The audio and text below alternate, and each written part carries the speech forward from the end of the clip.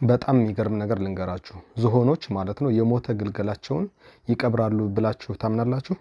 ተመራማሪዎችን ያስደመመውና ይህን እውነተኛ ታሪክ ስሙ። በሰሜን ህንድ ተመራማሪዎች አንድ የሚያስገርም ነገር ያስተውላሉ።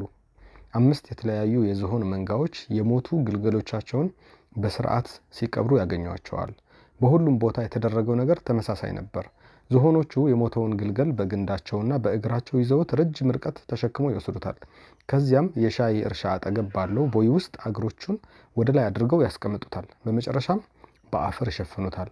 ቀብረው ሲጨርሱ በቦታው ዙሪያ በመቆም ድምፃቸውን ያሰማሉ፣ በጣም ይጮሃሉ። ከዚያ ቀን በኋላ ያንን መንገድ ዳግመኛ አይረግጡትም። አንዴ ቀብረውት ከሄዱ በኋላ። ይህ በምንም ተአምር አጋጣሚ ሊሆን አይችልም። 5 የተለያዩ መንጋዎች በተመሳሳይ ሁኔታ ይህንን ማድረጋቸውና ድርጊቱ የታሰበበትና የታቀደ መሆኑን ያሳያል። የአፍሪካ ዝሆኖች የሞተ ወገኖቻቸውን እንደሚጎበኙ ይታወቃል። የኤስያ ዝሆኖች ሲቀብሩ የተገኙት ግን ለመጀመሪያ ጊዜ ነው። ዝሆኖች ስለ ሞት ያላቸው ስሜት በትክክል ማወቅ አንችልም። ነገር ግን እነዚህ እንስሳት ለሞተው ግልገላቸው ያሳዩት ልዩ ክብር፣ ያወጡት ድካምና ያቀረቡት ድምፅ እንዲሁ በከንቱ የተደረገ አይደለም። ግልገሉን ተሸከሙት፣ በጥንቃቄ ቀበሩት፣ ከዚያም በዚያው ቆመው አለቀሱ። ከዛ በኋላ ዳግመኛ በዛች መንገድ አይመለሱም።